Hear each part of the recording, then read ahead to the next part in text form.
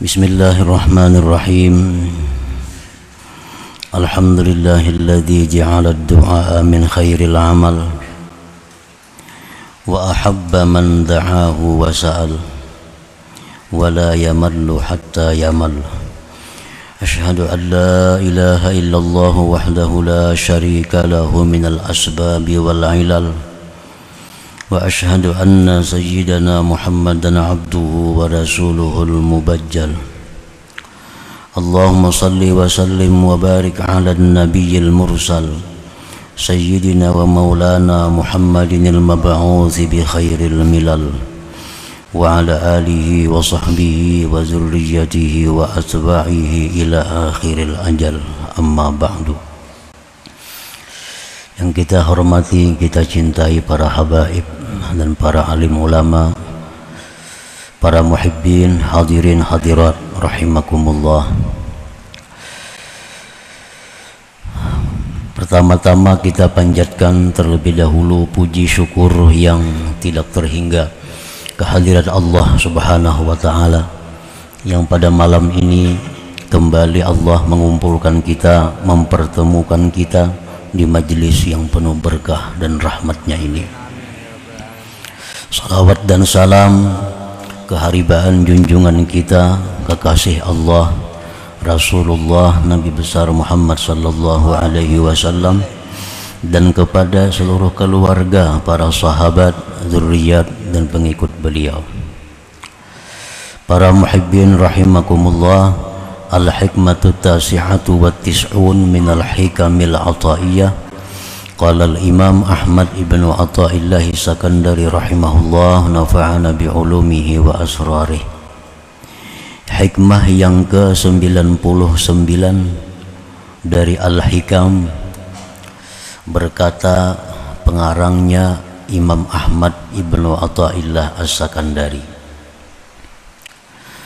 mata atlaka lisanaka bittalabi fa'lam annahu yuridu ayyu'tiyak, yang artinya apabila Allah Subhanahu wa ta'ala melepaskan lisan engkau, menuturkan lisan engkau dengan menuntut,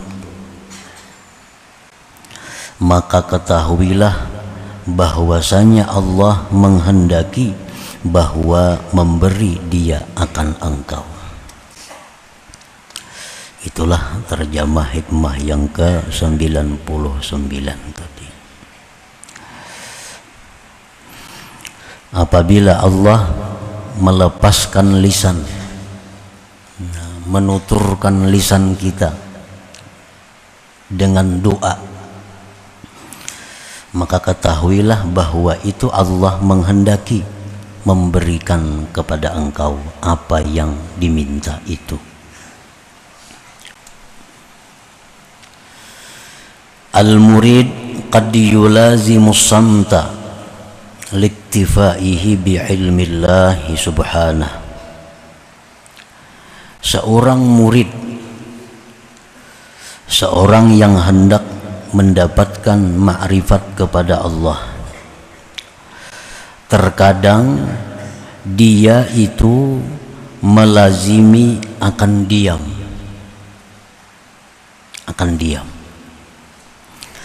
karena sudah merasa cukup dia dengan ilmu Allah Subhanahu wa ta'ala.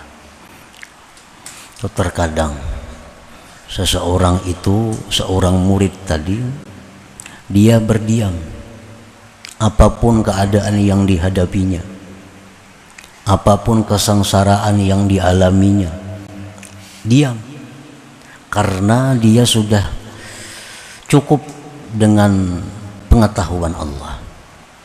Kada perlu lagi minta kepada Allah karena Allah sudah tahu. Jadi kadang-kadang seorang murid itu dalam keadaan demikian, apapun yang menimpanya, dia hanya diam karena sudah merasa cukup, Allah sudah tahu dengannya. seperti yang dikatakan oleh Al-Habib Abdullah Al-Haddad, qad kafani ilmu rabbi min su'ali wa ikhtiyari. Qad kafani ilmu rabbi min su'ali wa ikhtiyari. Jalsidin, cukup akan daku oleh ilmu Tuhanku daripada permintaanku dan usahaku. Kada perlu lagi minta, Tuhan tahu aja sudah nangku perlukan ini apa. Kada perlu lagi berdoa, karena Tuhan tahu aja apa yang aku butuhkan. Nah, seorang murid itu kadang-kadang dia ada mengalami keadaan demikian, sehingga apapun yang menimpa dia hanya berdiam, kada minta apa-apa kepada Allah, karena dia yakin Allah tahu keadaannya.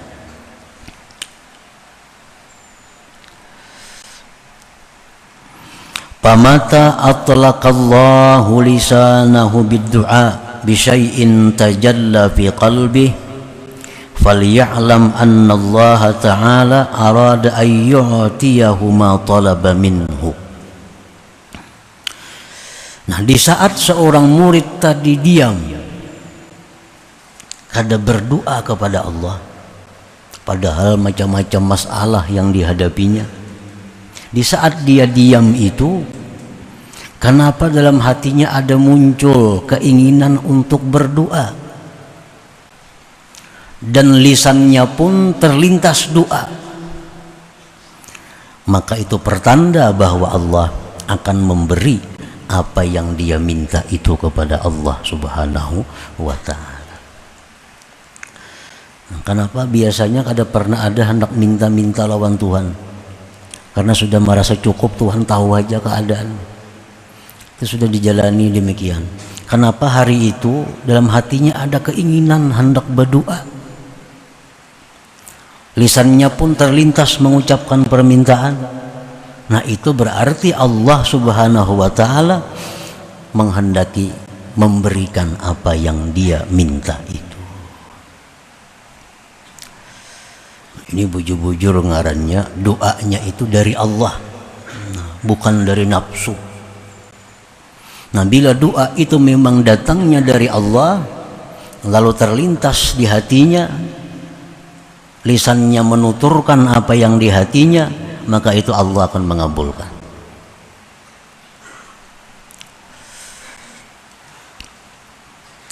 Qala an-nabiy sallallahu alaihi wasallam, man u'tiya ad-du'a lam yuhramil ijabah. Barang siapa yang diberikan doa, maka dia tidak dicegah, akan diperkenankan. Artinya kalau kita berdoa itu memang datangnya dari Tuhan, terlintas dalam ucapan kita apa yang kita butuhkan, maka itu akan diijabah oleh Allah, akan dikabulkan oleh Allah. Wa qala an-nabiy sallallahu alaihi wasallam, man udhina lahu bid du'a faqad putihat lahu abwabur rahmah. Barang siapa yang diizinkan baginya pada berdoa, maka sungguh dibukakan baginya pintu-pintu rahmat Allah Subhanahu wa ta'ala. Nah, para muhibbin rahimakumullah, jadi kenapa doa kita itu biasanya kada diijabah oleh Allah, doa-doa kita itu kada dikabul oleh Allah? Karena salah satu penyebabnya, doa itu timbul dari nafsu kita, dari nafsu, bukan dari Allah. Andai kata doa itu memang datangnya dari lubuk hati yang paling dalam, dan itu dari Allah, lalu lisan kita mengucapkannya, maka Allah akan mengabulkan doa itu. Jadi orang-orang salihin, orang-orang arifin, sebelum mereka berdoa kepada Allah, mereka terlebih dahulu mengetahui dari mana datangnya geritik hati untuk doa ini. Keadaan susah, keadaan sulit, keadaan dalam masalah, dalam hati keinginan timbul lawan Tuhan nak berdoa. Nah, mereka kada akan langsung berdoa sebelum tahu bujur bahwa datangnya geritik hati untuk berdoa ini adalah dari Allah Subhanahu wa ta'ala. Karena bila demikian, doa itu kada sia-sia. doa itu akan diijabah oleh Allah. Para muhibbin rahimakumullah. Wa ma su'ilallah syai'an ahabba ilaihi minal afwi wal afiyah. Rasulullah tadi menyatakan bahwa tidak diminta Allah sesuatu yang paling disukai Allah daripada kemaafan dan afiat. Misal dalam hati kita ada timbul satu geritik yang kita yakini ini dari Allah, menyuruh berdoa, tapi kita kada tahu doanya doa apa.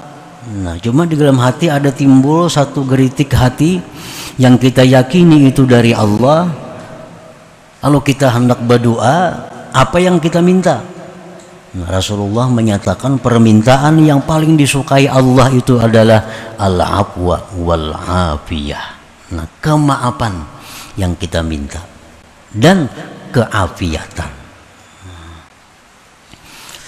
Para muhibbin rahimakumullah, afiat itu apa artinya?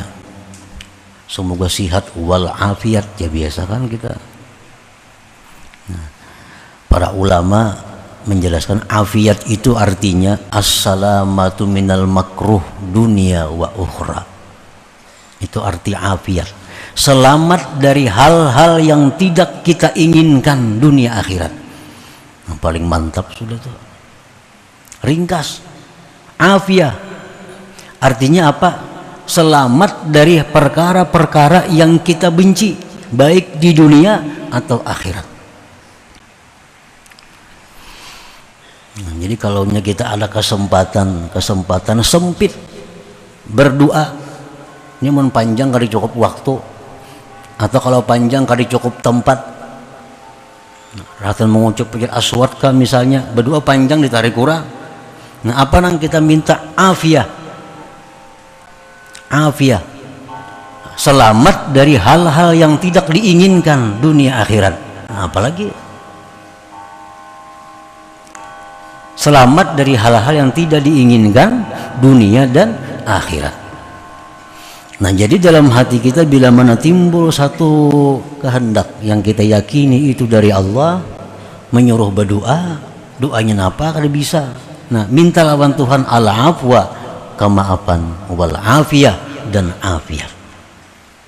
Jadi bukan hanya sekedar sihat, lebih dari sihat afiat ini. Kalau sihat itu biasanya jasmani, sihat. Tapi kalau afiat mencakup segala hal.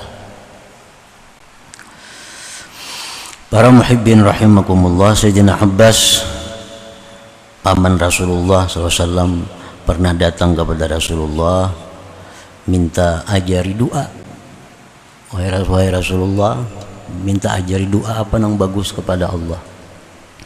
Jar Nabi menjawab, ya Abbas, wahai Abbas, ya amma Rasulillah, wahai paman Rasulullah, salul afiyah di dunia wal akhirah, minta afiat dunia akhirat. Satu kalimat yang sangat komplit, afiat. Misal dalam sujud kita berdoa, nah itu kan sempit waktunya. Atau di waktu-waktu mustajab di hari Jumat, kadang-kadang sempit waktunya. Nah, apa yang paling tepat kita minta? Afiat. Selamat dari hal-hal yang tidak diinginkan. Rasulullah SAW bersabda kepada seorang laki-laki, "Fa'iza u'tita al-'afiyah fid dunya wa u'titaha fil akhirah faqad aflahta." Ujar Nabi, wahai laki-laki, bila engkau diberi Allah afiat di dunia, afiat di akhirat, maka engkau orang yang beruntung sudah. Orang beruntung.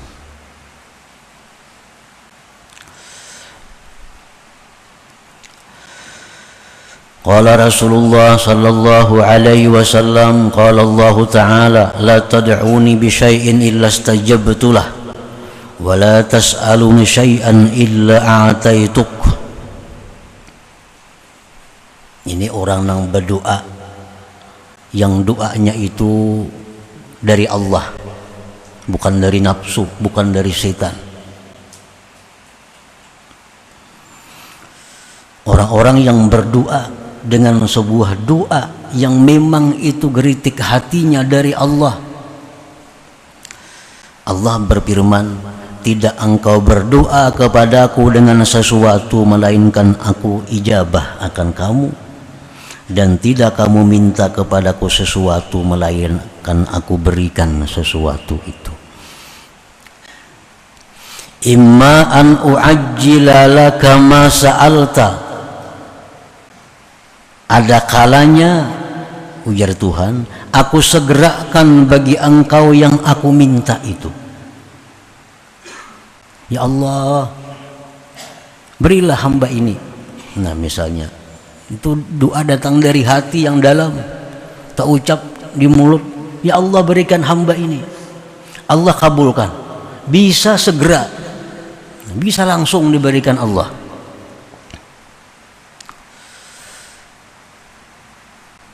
Wa imma an addakhira laka indi afdala minhu, ujar Tuhan, bisa juga aku simpan bagi engkau di sisiku yang lebih baik daripada itu. Bisa kan disegerakan Tuhan di dunia, tapi di akhirat disimpan oleh Allah. Nah para muhibbin rahimakumullah, jadi kalau kita melihat di akhirat itu balasan doa-doa yang tidak terkabulkan di dunia, maka manusia-manusia mencita-cita andai kata doanya itu semuanya kalau dikabulkan oleh Allah. Nah, kita ini berdoa nih lawan Tuhan hari-hari, kada pernah kabul, padahal bujur-bujur berdoa sudah, bujur-bujur berdoa. Ada sambil menangis berdoa, kada kabul juga. Nah, itu kemungkinan tadi bisa disimpan oleh Allah karena di akhirat. Jadi Tuhan, nah, nih, ini gedung ini gantian doa ikam nang hari anu tuh kada kukabulakan, ini gantiannya. Ini nah 10 bidadari, ini ikam berdoa kada kabul, dua anak berbini gantikan bidadari di surga. Jadi orang-orang akhirat ini jakanya doa aku tuh kada kabul semuaan di dunia dulu, engkau ini gantiannya melihat. Nah, wa imma an addakhira laka indi afdala minhu, dan ada kalanya bahwa aku simpan bagi engkau di sisiku yang lebih afdal daripada itu. Jadi doa tuh kada ada ruginya, bisa disegerakan Allah di dunia, bisa pula disimpan yang lebih baik daripada itu. Wa imma an adfa'a anka bihi minal bala ma huwa a'zam min zalik, dan ada kalanya, ujar Tuhan, bahwa aku tolak daripada engkau dengan sebab doa itu daripada bala yang lebih besar dari demikian itu. Jadi ada 3 kemungkinan. Ini hadis kudusi. Hadis kudusi. Bisa aku segerakan apa yang kamu minta dalam dunia, bisa aku simpan di akhirat lebih baik dari yang kau minta, bisa pula aku ganti dengan penolakan bala yang semestinya menimpa engkau. Hari ini kita menurut takdirnya nih dapat bala nang besar balanya, yang kita kada tahu pada bakal dapat bala hari ini. Subuh kita berdoa, ya Allah berikanlah hamba rezeki yang luas pada hari ini. Nah hari ini kada sing dapatan rezeki, berdagang kada saling payuan. Tapi diganti Allah mestinya kena bala tengah hari tadi kada jadi. Bujur berdagang kada payu, cuma bala kada ada, jakanya ada bisa rugi pada rezeki ini tuh. Nah, jadi ini Allah Subhanahu wa Ta'ala mengajarkan kepada kita agar kita gemar berdoa, satu. Yang kedua, husnuzan lawan Tuhan. Jangan aku kada kabul, jangan kada kabul. Kada kabul itu amun benapsu berdoa itu memang kada kabul. Tapi kalau dari Allah, dari hati yang paling dalam, doa kita dikabulkan oleh Allah.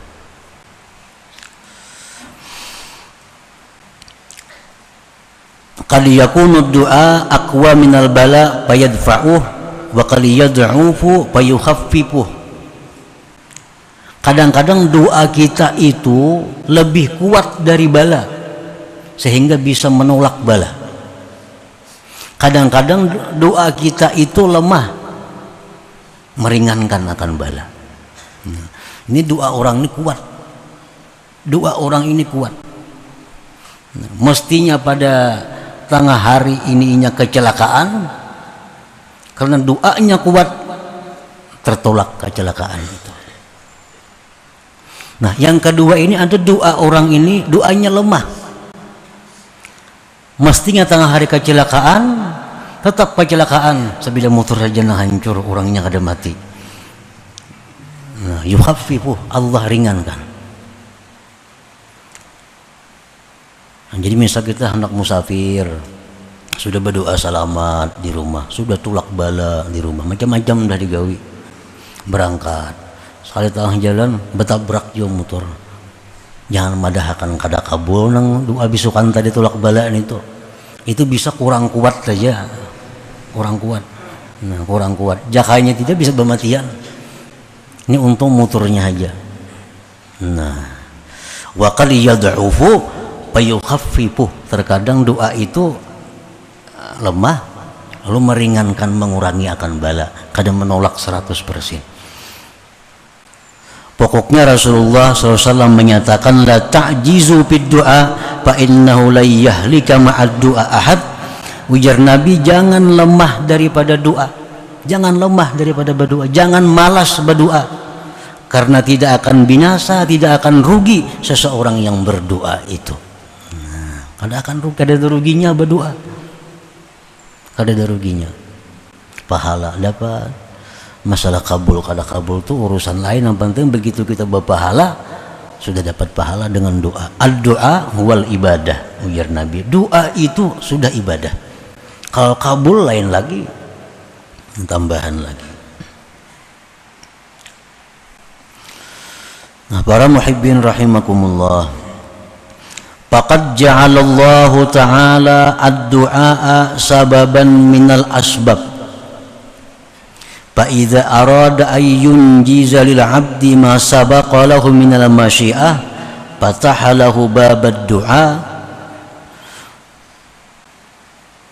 Sungguh menjadikan Allah Subhanahu wa Ta'ala doa itu sebab dari macam-macam sebab.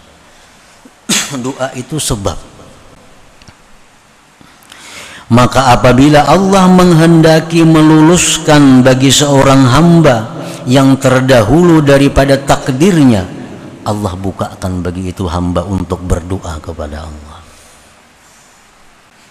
Jadi kita misalnya sakit, nah sakit ini bisa sembuh kalau tepat sebabnya, obatnya. Dan obat itu sebab. Nah, penyakit kita ini bisa sembuh kalau obatnya itu tepat. Macam-macam obatnya. Salah satunya adalah doa. Salah satunya doa. Karena doa itu adalah sababan minal asbab, satu macam dari jenis sebab. Sebab penyembuh, sebab murah rezeki, sebab tertolak bala, sebab macam-macam. Salah satunya bisa dengan doa.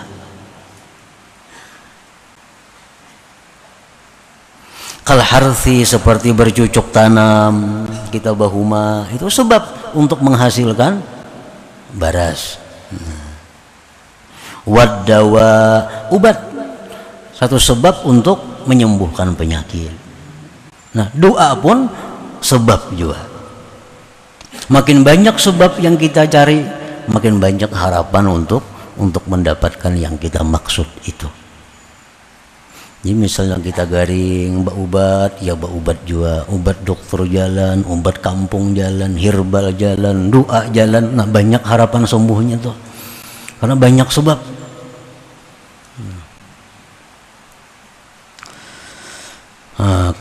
Kal harthi wad dawa, seperti bercocok tanam, berobat, itu sababun minal asbab, sebab daripada segala sebab. Wasababu la yu'athir, dan sebab itu sudah kita yakini kada memberi bekas.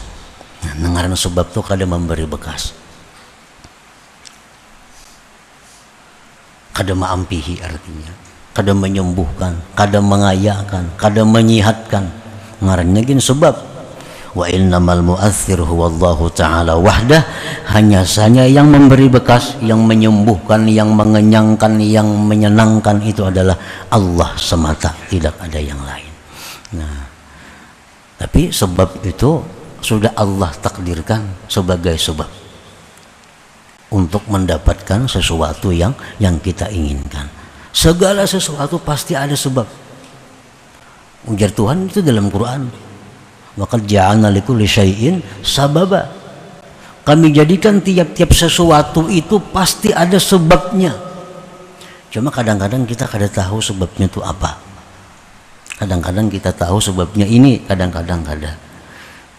Sakit kepala kita misalnya, sakit kepala, berobat kada, berdoa kada, berminyak angin kada, hilang sakit kepala. Nah, jangan dikatakan itu kada bersebab. Itu ada sebabnya, cuma kita kada tahu apa sebabnya. Karena Allah sudah menyatakan bahwa segala sesuatu itu ada sebabnya. Cuma ada yang kita tahu, ada yang kita kada tahu sebabnya itu. فَإِذَا دَعَوْتَ اللَّهَ تَعَالَى فَادْعُوهُ إِظْهَارًا لِلْفَاقَةِ وَالْعُبُودِيَّةِ لَا تَمَعًا لِمَا لَمْ يَحْصُلْ. Ini tanda orang nang berdoa memang dari Allah, bukan dari nafsu. Bila engkau berdoa kepada Allah subhanahu wa ta'ala, maka berdoalah kamu semata-mata hanya untuk menampakkan kefakiran engkau dan kehambaan engkau kepada Allah subhanahu wa ta'ala, bukan mengingini apa yang belum hasil itu. Kalau kita nafsu kita berdoa nih, tapi dengan nafsu kita pasti hendak lakas apa yang kita minta itu. Nah, ini pertanda bahwa itu sudah ini doa nafsu. Tapi kalau kita berdoa itu datangnya dari Allah dan karena Allah, kita berdoa itu bukan untuk mengingini apa yang kita ingini, tetapi berdoa itu hanya adalah untuk menampakkan bahwasanya kita ini sangat berhajat kepada Allah subhanahu wa ta'ala, sangat perlu kepada Allah ta'ala. Nah, itu perbedaan antara doa yang dari nafsu, doa yang dari Allah. Orang yang berdoa dengan nafsu begitu semangat untuk menghasilkan apa yang dia inginkan. Nah, kalau orang berdoa dengan Allah itu, orang berdoa yang mana berasal dari Allah itu, dia berdoa bukan ingin menghasilkan apa yang diinginkan, tapi dia berdoa itu hanya untuk menampakkan kefakirannya, menampakkan keberhajatannya, menampakkan ketergantungannya kepada Allah subhanahu wa ta'ala.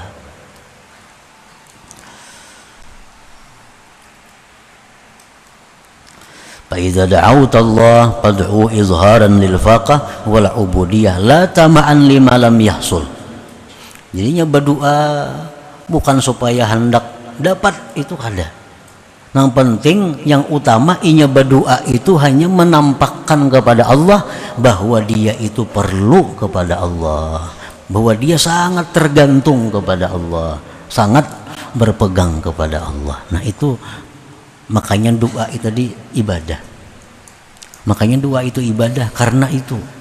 Karena merasa diri ini lemah, minta tolong kepada Allah. Diri ini lalu kada badaya upaya, lalu minta tolong kepada Allah. Nah, itu nang maulah doa tadi adalah paling abdal ibadah. Ada perasaan seperti itu.